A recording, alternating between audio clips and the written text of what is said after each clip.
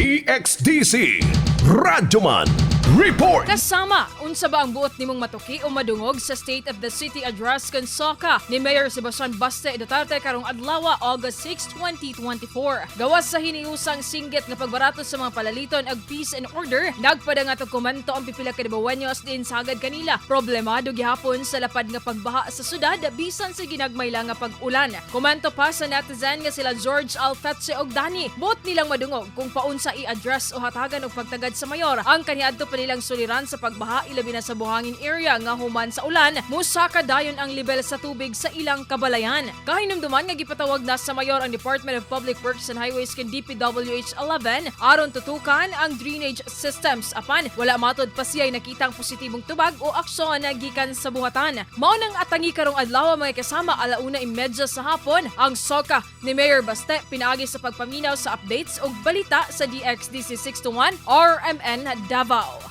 Kasama mo sa balita ug serbisyo publiko. RadyoMaN Ivy Parido, tatak RadyoMaN.